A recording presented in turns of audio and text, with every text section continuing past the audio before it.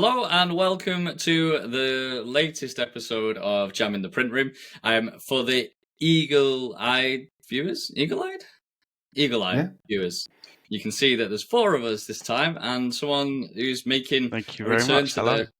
the podcast. So welcome back, Very Luke. well, mate. Very well. Very excited to join and honoured. Good. It was a permanent transfer, so we've decided to rope Luke into being a permanent podcast host with us as well, which is really good timing because the guest this week is no other than Mr. Print himself, Mr. Jack Gocher. How are we, Jack? I am very well indeed. Thank you, Matthew. Recovered from Feeling Vespa? good. Do you know what? It did take a few days. I'm not going to lie. It was. I don't know how they expect people to attend all day and then go to a party every night at my age. Season pro, though, eh? Blimey. It's good fun though. Enjoyed it. Did you Awesome. track how many steps you did? I did. The most was 30 on Thursday.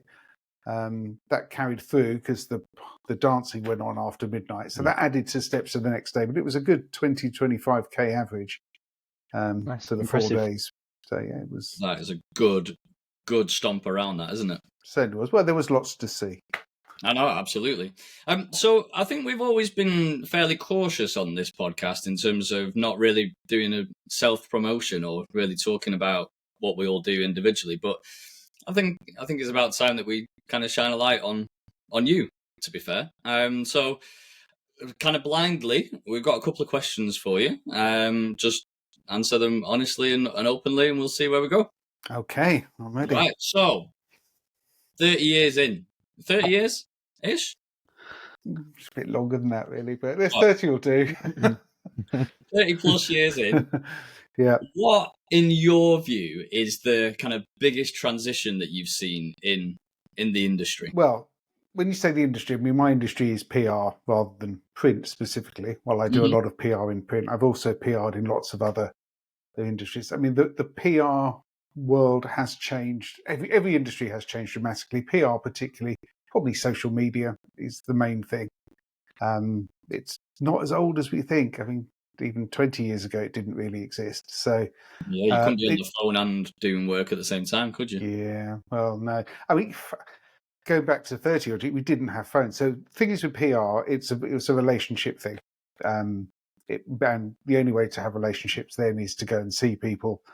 And once you've left the office, whether to go for a meeting or to the pub or wherever you go to meet your press, that's it. You can't be contacted unless people actually know where you are. And that ability to actually finish a day and go home and basically not be bothered anymore, it's a huge change from that. We all seem to be, if you've got one of these stupid things, you're just constantly being buzzed and messaged. You've got to, generally out there, even now, just turn it off, people. It's too much. But back in those days, everything was just a little bit slower. You had time to write a story. The journalists aren't necessarily going to just cover everything you do. You've got to go and get to know them and build good long-term relationships. And, we've done that ever since. The print world, funnily enough, has stuck to that a little bit more than some other industries. I mean, I was mainly in the computing, software, high-tech industry. And there's a lot more press in there, and it was much harder to get to know people. People are a bit more protective. That was the job. Whereas in the print world, everyone's a bit more open. It's slightly smaller, so you kind of know everybody. And over the years, there's been some great friends in the press. Now, of course, I've jumped sort of into the other side of the coin, and it is a very similar role. And again, still, even the press on the different publications, we all kind of get on with each other. And when we meet at the shows, we have a good time. The other thing is there's not as many things going on in between the shows. Come on, we used to have lots of press events and press conferences that happened during the course of a year, lots more trips and what have you. They don't happen anywhere near as much because it's so much easier to do things as we're doing it now on a screen. But as we know from when we all met up a couple of months ago, I think it's just more valuable to do things face to face. Absolutely. But of course, it does take more time, which is what we don't. You can't put a price on it, though, can you? No. Well, maybe Luke can. Train ticket to get wherever you're getting to. Yeah, absolutely. Did So, I actually answer the question? I'm not sure. a little bit. A little So bit. I'll try again. In the print industry, within the 30 plus years that you've been Mr. Print for, what would you say the biggest transition is that you've seen in the print industry? In the print specific industry, it's got to be the variable data stuff. Just the going from normal commercial printing of thousands of things to individual items en masse. I've sort of watched that slowly develop from when somebody first talked about short run variable data, and it didn't make a lot of sense, but now it's kind of pretty much standard for you guys. No, it's amazing. I went on a client visit a couple of weeks ago up to Huddersfield, and it was like a direct mail, hybrid mail type facility, and seeing the stuff that was coming flying through those printers, and like each letter and each kind of leaflet that was going through was personalized like massively, and it just blew my mind. I was like, where is all this data being stored, and who's got it?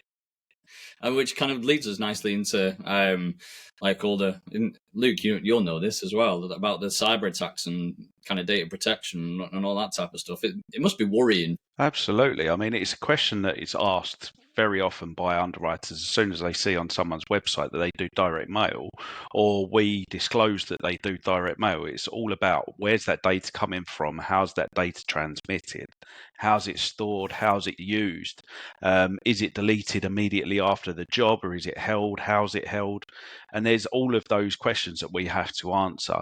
And obviously, if you've got, simple accreditations like ISO 27001. I say it's simple accreditation. It's not. If you've been through it, it's not a simple accreditation, but it's just an ISO standard that a company can work to, like their general 9001 and 14001. The 27001 goes a long way in knowing the answers to the questions of data security and how that is stored exactly.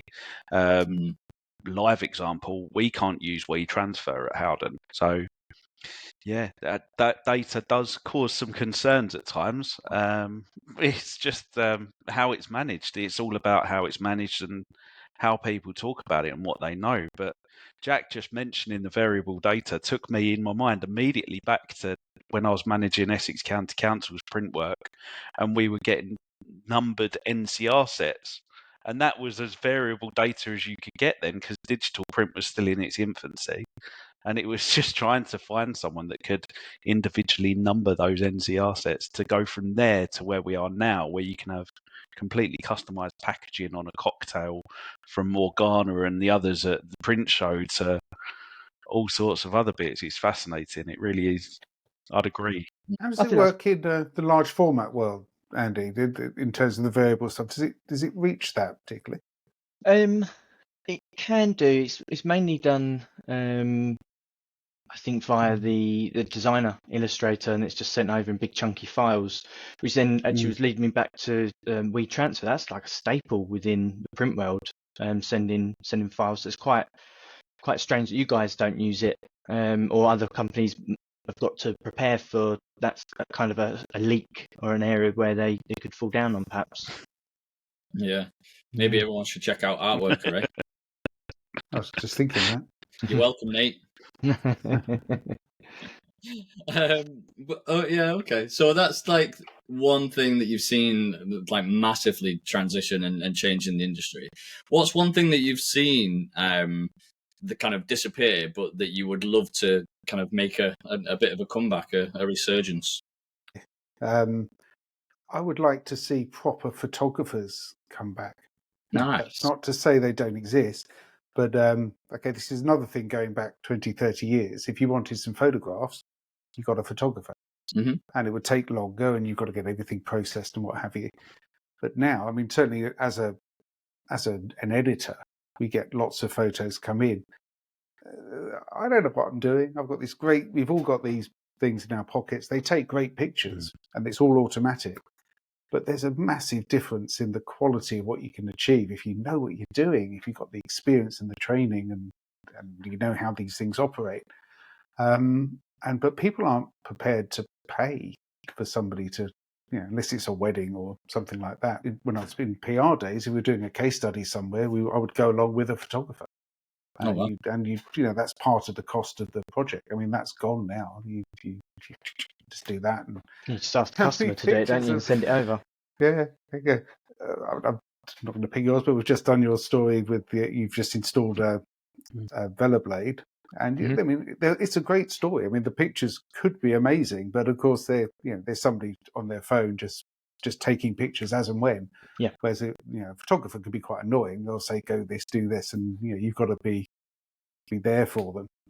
But I would love to see that make a bit of a comeback. I think the magazines and the internet as a whole, the visual part of it would be so much improved. And even the images that are used to promote the printers. I mean, they're just okay. They're in a studio. You've got this lovely thing in a white background, but come on, let's take some interesting pictures of them actually doing what they do. Could help with the next gen that as well, like another angle of like creative people coming back into it. Oh, yeah, Photography. I mean, the modern day photographer is a graphic designer, isn't it? And even that is an industry that's being Canvaized. Now everyone's a designer, but it's a skill. People have an eye. I'm supposed to be a writer. I'm battling away with AI, but for designers, actually everyone's battling with AI in that sense.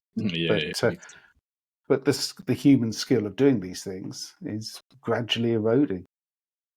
My dad was a photographer for 30 odd years as well, and I remember like growing up, we used to have the spare bedroom as the dark room, and we'd have like string all. You couldn't go in there like in the daytime, and we'd have string and like pegs and like all these negatives like hanging up, and the smell of the solution and the trays and all sorts like that. It's a proper artistry.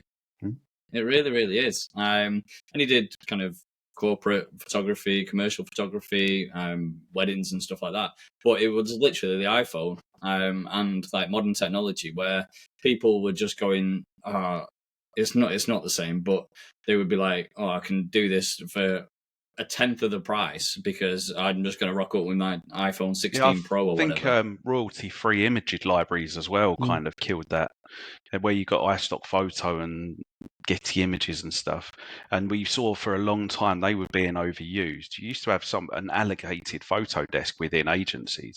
I used to work with a lot of agencies who had a photo desk, and all it was, their job was to just go through photo libraries trying to find the right photo for a design. Whereas now they'll go out with a camera, an iPhone camera or a DSLR, and just snap, that's what we want, that's what we've got, if they're going to put that much work into it. But yeah, I'd agree that seeing photographers back would be amazing. For a moment, I thought you were going to suggest bringing fax machines back, because I kind of miss them. I used to be a barrister's clerk, and they still used fax machines. That's how we used to get our purchase orders. That was 19 odd years ago. Yeah, there was something a little magical about that noise starting up and what's going to come out of it. Or coming in the morning and finding it's all over the floor. I quite like the idea of that. I don't know what I would want to see come back. I believe that things come and go for a reason. I do like the kind of tactile side of things. I like the offline marketing as well as, so I think you can really differentiate yourself without that online kind of noise as well. So I think more people could do that. From a recruiter's point of view, it's mad how you can stand out from the crowd by just picking up the phone or just doing what you say you're going to do, and not hiding behind emails and social media and all that type of stuff. And it goes back to what your first point was. It's about connection, isn't it? It's about understanding and knowing the person that you're talking to. So yeah, I can't think of anything that I would want to come back. What about you, Andy? We do actually do a bit of what one of my customers calls lumpy mail. So we do send stuff out by post because it does cut through all the noise of an email. I probably get 100, 150 emails a day. Once my attention's gone from it, that's it. You've moved on. So we do that, something visible, because that's what my industry is. Something in front of you, something you can touch and smell and taste and those kind of things. So So yeah, that's quite good. Sending samples out to customers. That sounds even worse. And the other thing for my industry would be great would be click charges. The more you use, the more you pay. It's done monthly. Stop giggling, Matt. And yeah, click charges. So you've got recurring revenue. That's something that's gone away from the industry, particularly on inkjet. And yeah, it tends to be more warranty packs, which is a little bit harder to sell up front when you've got a 19 grand machine. You're trying to sell 7 grand, 5-year warranty. It's a bit of a tough ask. So splitting it up into kind of click charges would be great, but it just doesn't really lend itself to that Do way you of know what? thinking, really. Phone calls. What about you, Luke? Our phone rings a lot, but it's people picking up Yeah. the phone to have conversations. Like you said, all of that relates back to authenticity and being present. And, you know, what you see with you, what you put out on LinkedIn, what you do in front of a person and how you speak on the podcast is exactly how you are offline as well. And that goes a long way. Being present, being yourself, picking up the phone and not being afraid of it, I think is something that has kind of gone away a lot. And people are hiding behind screens and emails.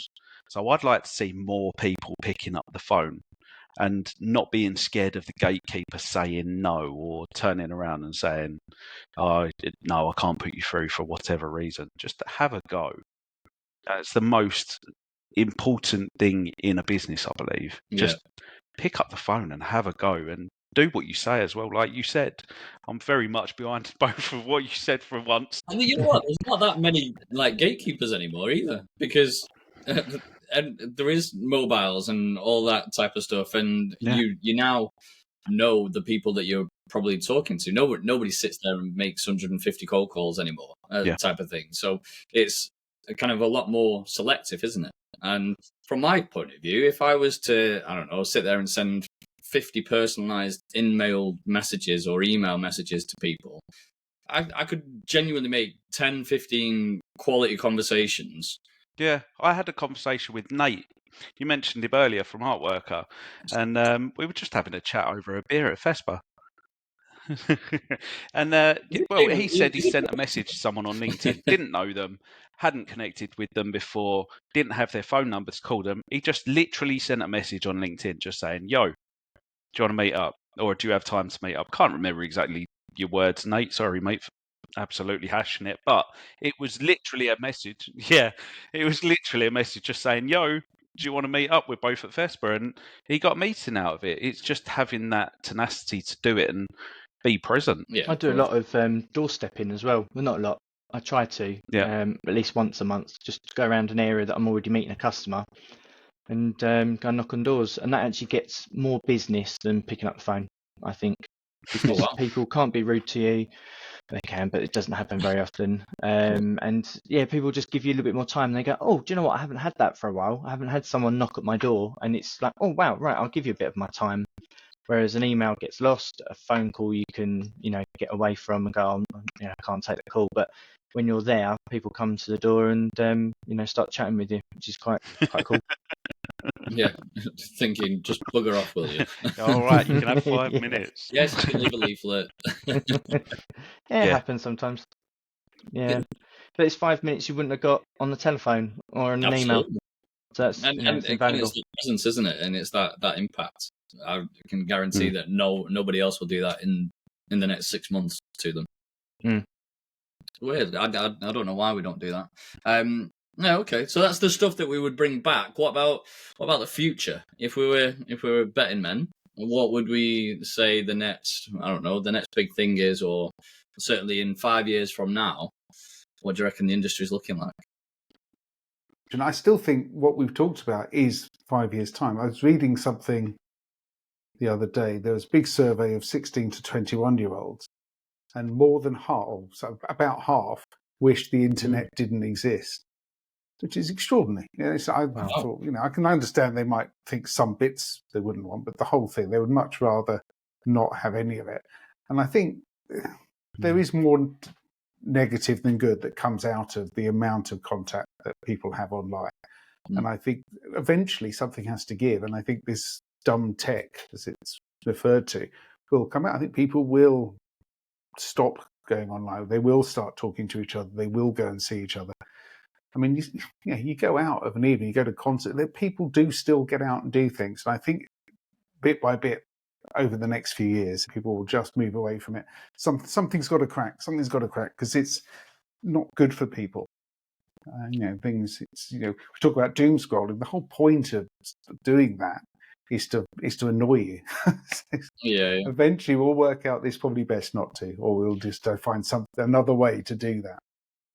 Yes, but like when people go to concerts and they're just constantly like that the whole time, recording it and not enjoying the moment. Yeah. And a lot of clubs and there's hyper venues in Ibiza, they're now saying no phones allowed. Enjoy it. It's great for the DJs because they get obviously promotion on TikTok where people put the videos, but the people actually paying to go are probably not getting the great enjoyment from it. Why do you want to look through a phone to see the DJ? Be present. You see it might be a bit of a switch all the time as well, don't you? Yeah. Like people that I guess that it's a novelty that they don't go to football that often, but soak it up. Like just like be exactly like you say, be present and just what are you ever going to do with that video? You're never going to watch it back, are you? No. You're never going to go, oh yeah, do you remember when I was at, I don't know, Coldplay or whatever? I don't know. Just have it as a memory. And the sound rather quality than, is going to be absolute just pony living as well, isn't the it? moment. It's just, why are you going to try and record it on a phone with a microphone that you can't even see? It's just going to be dire. Just enjoy it while you're there. Feel it through your bones. Close your eyes. Listen. Put your arms in the air. Do whatever you want to do and enjoy it. No, I love that. And also, they'll put it up in your face. You're kind of walking around. We'll be like, probably take a video of Luke going like that. Sorry, what was he doing, Matt? Hey. Oh, okay. I thought I saw that. Economy. So the future is the past, then? I think so. I think so. There you go. Probably will, but I hope so anyway. No, nice. Anybody else got anything to add on that? Because I think UV ink is going to be the ink that eventually takes over in large format. I've just got this theory that it's just going to develop somehow that it will be the one. I mean, you did. I think you did a bit on it, Jack. Fuji and the Muto mix up on their aqueous UV ink. I think that might be something that starts to take off, and there will be an ink set that can pretty much do it all. Yeah, Fuji are very excited about that ink. It's been a long time in the developing, and good. Hopefully it will. It'll be good for the planet and everything. From that video that you put up, Jack, as well, the technology and the science and the intricacy that you have to get that out to market is didn't you say it was something like 7 or 8 years in the making? Yeah, 10 years. 10 years. Shows how much I listened. 10 years though. So like what they were working on 10 years ago is now like that's so advanced if you think about it, that it's advanced for today's age, but they were working on it 10 years ago. I mean, he said in the thing, Fujifilm is deliberately slow in that sense, in that they want to make sure everything is absolutely 100% right before they go to market with it. So how did that compare to the bits on display that Swiss Qprint had at FESPA? Because I know that Erskine brought quite a few intricate technologies and finishes that they were able to do with the ink live on press, like the pyramid and the chameleon, because that was fascinating to watch. Right, okay, so they had their neons on show that worked in daylight and in the dark room under black light or UV light, and then they also had some ink layering text where you could have an image this way and then it would look completely different to when you turn it slightly, almost like a lenticular, but without using lenticular. It was just the printing method. And then there was another one where they were laying ink down and it was in little pyramids, and it would add texture. So they used it on, I think it was like a lizard skin, but it really layered, it really gave a more tactile feel to the print. So if that's coming on a mass level as well, that's going to really push. And UV is just, I mean, the UV curing is so quick. It's done in a flash. I need to keep pushing underwriters to catch up with it, really, because it's an area that they believe that you've got a mercury arc bulb sitting baking some solvent inks, and there's a massive fire risk, when in actual fact you've got aqueous UV inks just on a 0.1 second pass. There's no risk to it whatsoever, really. Yeah, LED lamps as well. Mm. Yeah, I mean, I think the roll-to-roll technology with UV is much better as well, isn't it? So yeah, I think you're right. I think UV definitely the way forward. Are you seeing that already, Andy? Well, really, it's that Muto and Fuji collab.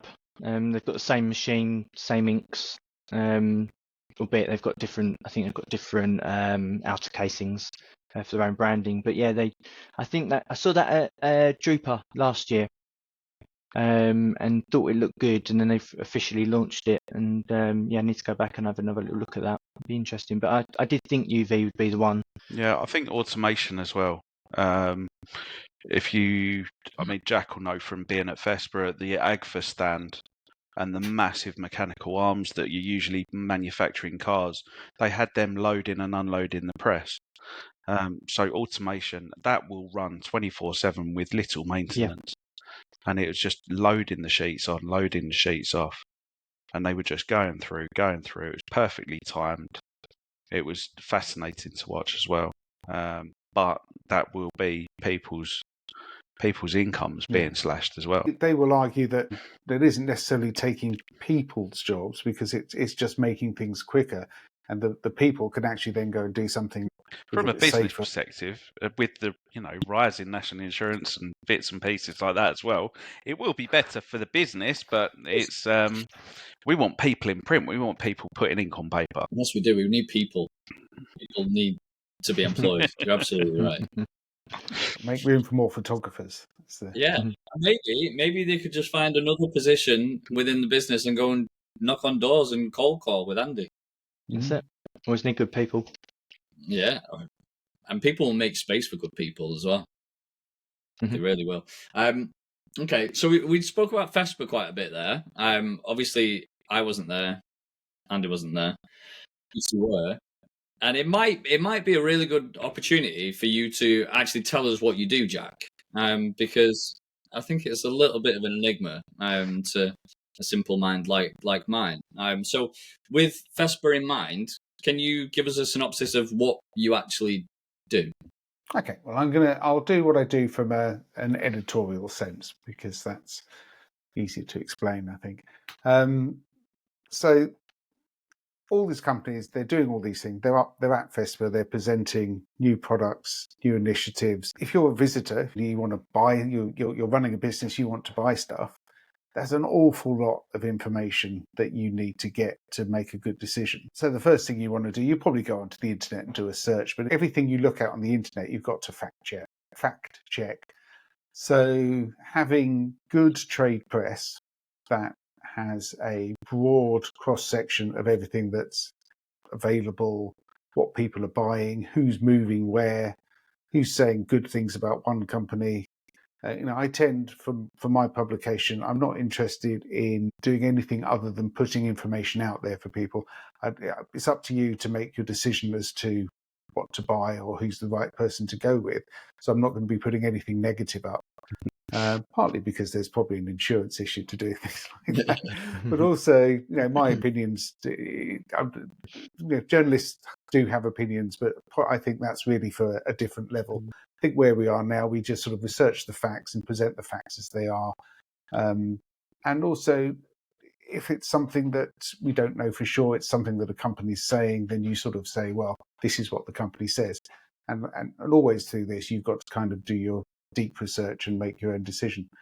The press is an important part, whatever industry we have, because you need that window between the end user and the companies that they're going to be purchasing from. And within this industry, when I was PR, we had a lot more publications. There was a lot more going on. But because everyone's a self-publisher now, really, if you look on LinkedIn, people are making announcements every 2 seconds. It's quite hard as an end user to sort of work through that and what's true, what's right, what are we going to do. So at least if you have a a publication. There's a few of us out there doing a lot of it's the Mm. same thing, but we all try and do our own version of what's going on. And so you pick the one that you like the most, or ideally all of them, and you can make your choice from there. I guess it comes down to style as well, doesn't it? Because a little bit, I can liken it to recruitment, that the process should pretty much be the same. Like nobody can reinvent the wheel, but it's how you do it. Yeah, it is. And it's hard to know these days. One of the things you can do now that you never used to be able to do is almost immediately see what's popular and what's of interest and what isn't. And, I still, these short little videos, they get so much more attention than anything more than a minute. Says all you need to know about attention spans. And I think I've talked to lots of people who say, look, we just don't really want the whole story. We just want the headline. And then we'll, if we're interested, we'll follow into it. So that's the social media thing of it. There's the story. That's all you need to know. If you want to know more, it's there, but you've probably already moved on. So dealing with attention spans is quite tough. I think this is where print comes back in. I don't know about you. It's quite hard to read a lengthy article on a phone or even an iPad. So that's where print still has very much a line. And I think I've seen some stats that say people trust things that are in print a lot more, which kind of makes sense. It's, there's a bit more of an effort involved to get it onto paper and into your hands than it is to put it online. So it's kind of building trust, building awareness, and SEO. I mean, people find things by searching for stuff on the internet. It drives me mad. I mean, it's you just do something good and hope that people sort of take notice of it. Yeah, I've just redone my website, and my IT guy was just like, the content's great, but we need to make it SEO compatible or whatever it is. And there's so much stuff that you have to remember, or the stuff that you need to do that you don't even know that you need to do until someone in the know tells you. Constantly. And it costs you a fortune to do so. It's really expensive, isn't it? I don't get it. I like the website though, so it worked out all right. I don't know where it ranks. Does yet, look very pretty. It looks pretty. Thanks, Lou. It's lovely. But that's it. There are certain mechanical things you have to do. Google has to be able to know how to find it, how to go work its way through it and index it. It's too much for a normal person. You just do something good and hope that's enough. Sometimes that's all you can do. So if someone's launching something, how they would come to you with the press release, and then you could develop it into more of an editorial piece, or how does it work?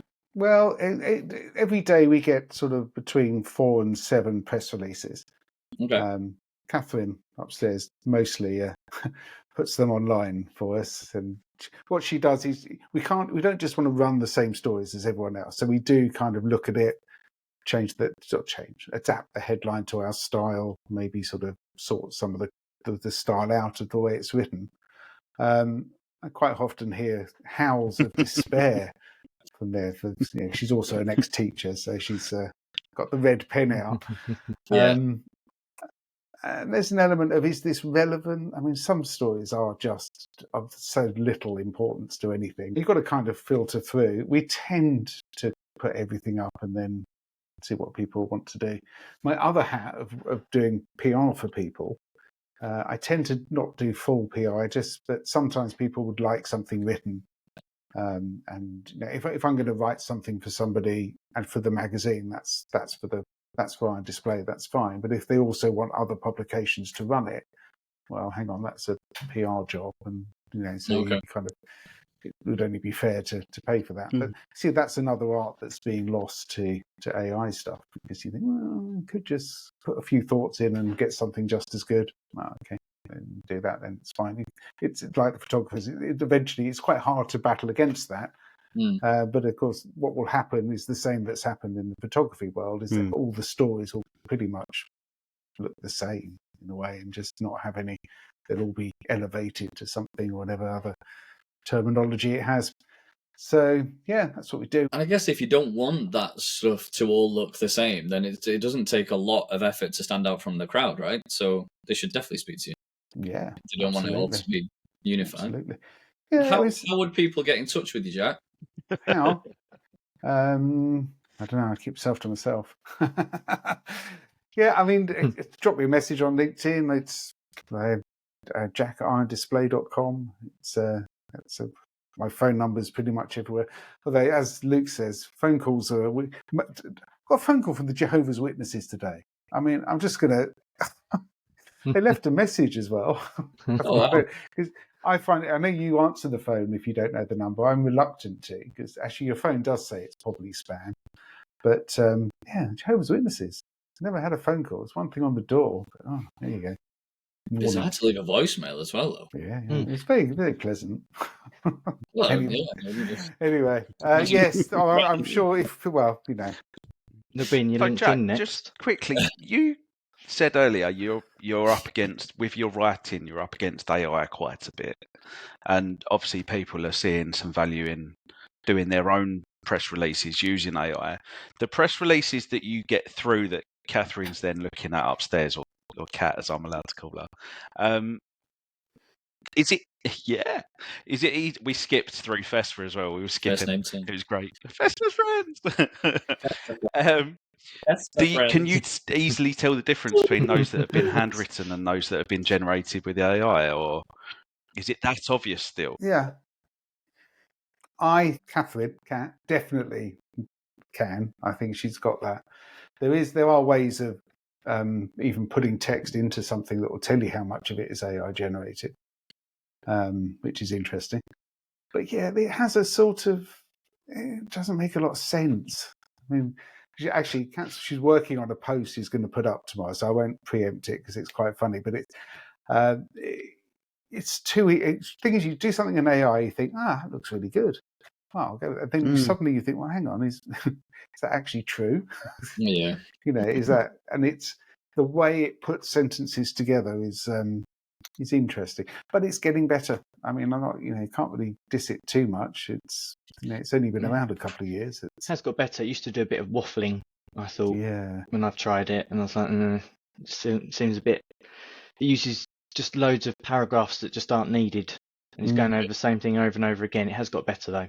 Yeah, but you can ask it to not be like that. I mean, the thing, it's great for research, but you've got to fact check it all the way. I like the one that, Google has. It's called Notebook, but you put your own information in, so it can't take anything from other than what you've given it. If you allow AI to just go off and do its own thing, it will just come up with whatever it likes. But by the time you've done all these like fancy prompts, or it's giving you something, you go, oh no, I don't like this. Can you make it say this? Can you make it do that? Might as well just written it yourself, right? Yeah, absolutely. I mean, by all means, help with research. Research can be quite tedious. It's just Google. The trouble is, you can't get away from it, because you even do a Google search, the first thing you get is your AI search. Yeah, and you've got to see where's that getting its research from. Yeah, and actually, that's the new SEO. Getting Gemini or whatever to pick your story to get its information from. Yeah, bring back Ask Jeeves. I'm so disappointed I laughed at that. Well, quite. Bring back. That was great. With his tray. That was brilliant, though, wasn't it? Anyway, I think that's it. Mystery question time. Andy, over to you, because you're the only one that knows this. Yes, I do. So it's from Paige Walton from the Vehicle Wrapping Academy, I guessed last week. Well last done time. picking up your phone, Paige. What's the biggest mistake you've made on a job that no one ever found out about until now? He's blushing as well. There's a couple. Great question, Paige. Very loaded, that, isn't it? It is. What does she know about you, Jack? I don't know. It's a difficult one. Because there's been various things that have gone horribly wrong that the client wouldn't necessarily know. There's one, I don't know if you know, the only one who actually knows this is Abby Ricketts, who's at Format. We used to work together many years ago. And we got to the station to get the train into the press conference. And I bent down for something, and my trousers completely went from the top all the way around. And we were running late, so I had no time to do anything other than just kind of adjust my walking pose. But basically did the whole thing sitting down as much as possible, and I don't think anyone during the course of about 4 or 5 press interviews, notice anything was wrong, other than Abby, who was standing opposite, absolutely wetting herself the entire day. So That's amazing. That was quite a thing. I've kind of mentally forgotten about that day. Go if you want. Yeah. I've already prepared in advance. So I was at this was very early on in my career at CEDA. I went to go and do some training on a laminator. And it's a very secure site, so we had lanyards, and I was just setting it up, just ready for the customer to say, look, this is how it gets set up, let me de-web it. And as I was testing it all, I suddenly felt my neck kind of doing this, and I laminated my lanyards and it was dragging through.